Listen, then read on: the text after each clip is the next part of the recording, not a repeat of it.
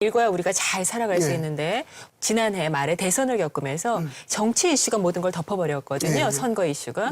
그리고 사실 이게 과반 획득한 대통령이라고 하지만 선거 전이 치열하면서 반으로 이렇게 나뉜, 네. 양분된. 근데 이런 말씀하셨어요. 이렇게 이념 갈등할 때가 아니다. 이념 갈등이 그렇죠. 극대화되면 나라는 잘못되는 가는 길로 간다. 이 시대에. 이런 네. 말씀하셨는데 지금은 그 생각이 그대로 지금 지켜보고 계세요? 아니면 좀 변화가 있나요? 그러니까 지금 대통령은 국민 주권을 위탁한 사람인지 위임받은 사람인지 그거부터 결정해야 된다. 우리가 어떤 마음으로 있어야 될까? 맡겨서 알아서 하시는 건지 위임해가지고 어디 하는 거 봅시다 해가지고 일일이 간섭하는지. 네, 네. 그래서 이게 참 재미난 얘기인 게 네. 방송에서 얘기하면은 뭐 통합이니 뭐니 그냥 누구나 하는 얘기들이에요. 그렇죠. 근데 말은 쉽죠. 조금 더 깊이 네. 들어가 보면은 네, 누가 네. 통합 안 하려고 한 사람 대통령이 있습니까? 다 네, 대통합이고 국민 통합이죠. 그래서 조금 우리가 골치 아프더라도 네. 일반 국민들이 민중들이 네. 기본적인 상식선은 넘게 정치에 관심을 가져야 된다. 네, 네. 지금 우리가 하는 그런 거 말고 네. 뭐 흔히 얘기하는 대선 때 구호 같은 거 말고 네, 네. 또 이념적으로 좌냐 우냐로 두 쪽으로 딱 갈라져 가지고 흑백으로 된다면 얼마나 편해요? 좌가 돼서 될 거면 그걸로 가면 되는 거고 네. 우로 가면서 되면 얼마나 편해요? 좌를 하든 우를 하든 네. 양쪽에 어느 데를 가든 네. 방향이 문제지 배가 좌우로 기우는 거 이거 아무것도 안 해요. 어디로 가고 있냐는 거죠. 그 목표가 어디냐는 거죠. 그런데 풍랑은 어디서 와요? 바깥에서 와요. 그렇죠. 네. 안개가 어디서 껴요? 바깥에서 껴요. 그렇기 때문에 선장한테 위임합니다. 목숨 내걸었습니다 할 때 사실 선장이 엄청난 권력을 갖는 거잖아요. 네, 네. 비행기도 말이죠. 기장이 엄청난 그걸 가져요. 그런데 그걸 민주적으로 말이죠. 일일이 비행기를 지금 몰고 가는데 접져서 벼락을 치는데 부기장 보고 야, 나 왼쪽으로 갈래? 오른쪽으로 갈래? 여러분 여기 타신 여러분 지금 이렇습니다. 네. 내가 어디로 갈까요? 네. 그러니까 전문가한테 국민들은 클라이언트예요. 의사와 환자와 같아요. 내가 돈을 내고 지금 보고 있지만 내 몸이지만 누구한테 맡겼어요? 의사한테 맡겼어요. 그런데 이게 잘못하면 의사 말 듣다가 죽을 수도 있어요. 그렇죠. 네. 저 위탁자냐 위임자냐 이거 어떻게 하실래요?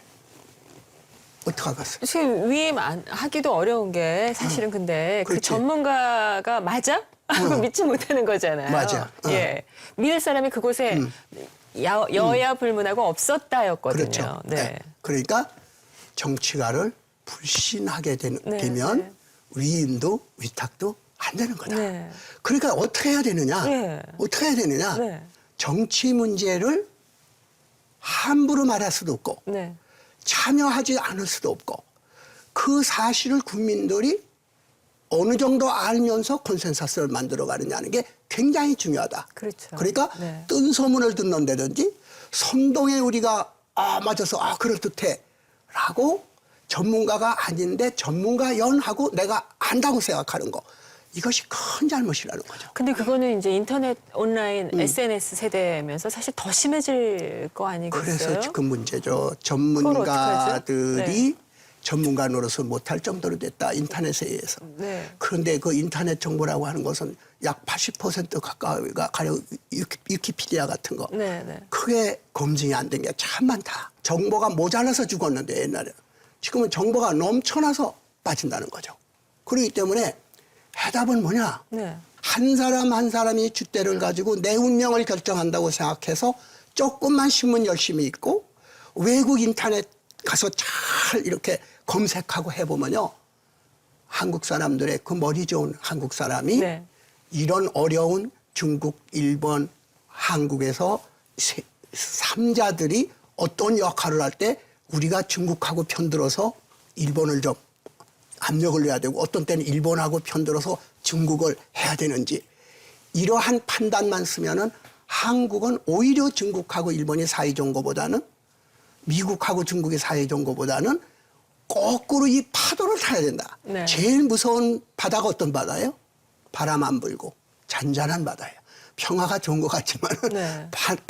바람 한 점 없고 물결 하나 없는 데에 떠 있는 데는 어떤 힘을 받아도 이게 방향도 있고 가지 네, 못해요. 네, 네. 근데 이 파도가 세면은 워낙 세면 안 되지만은 파도가 일었을 때 그걸 이용해서 배가 가는 거거든요. 네, 네. 배가 간다는 것은 위험한 파도를, 바람을 이용한다는 전제조건으로 만들어진 게 배예요.